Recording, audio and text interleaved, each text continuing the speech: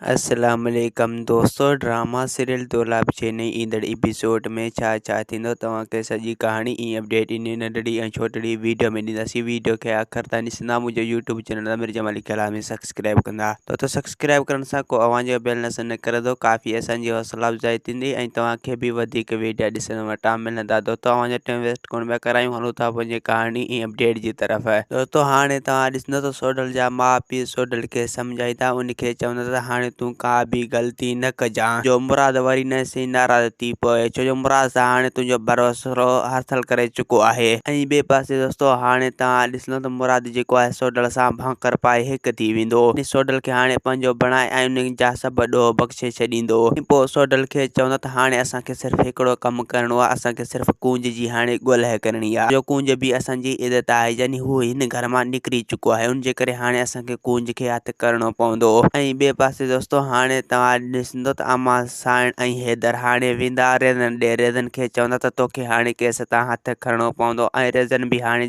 तमामु जल्द केस तां हथु खणी पोइ रेस मंसूर खे आज़ादु कराईंदो। यानी अम्मा साइण रेज़न मथां ज़ोर रखी ऐं पंहिंजे पुट रेस मंसूर खे आज़ादु कराईंदो। जॾहिं बि रेस मंसूर आज़ादु थींदो त पोइ रेस शाह निवाज़ खे बाहियूं लॻी वेंदियूं। पोइ रेस शाह निवाज़ पंहिंजा माण्हू रेस मंसूर जे पोयां बचे छॾींदो। उन्हनि खे चवंदो त तव्हांखे हाणे हर हाल में रेस मंसूर खे को न को नुक़सानु पहुचाइणो पवंदो।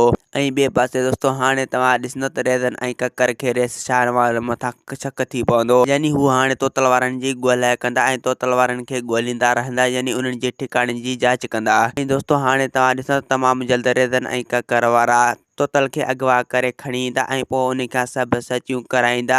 पोइ तोतल हिननि खे सॼी हक़ीक़त ॿुधाए छॾींदो। ऐं ॿिए पासे दोस्तों हाणे तव्हां ॾिसंदो त रेस मंसूर जेल में परेशान हूंदो अम्मा साइण लाइ। इहा सोचींदो त मूंखे ख़बर नाहे त पोयां अम्मा साइण जो कहिड़ो हाल हूंदो। दोस्तों असांखे ॾींदा हाणे इजाज़त, वरी तव्हां सां मिलंदासीं के नई वीडियो में। ख़ुदा हाफ़िज़।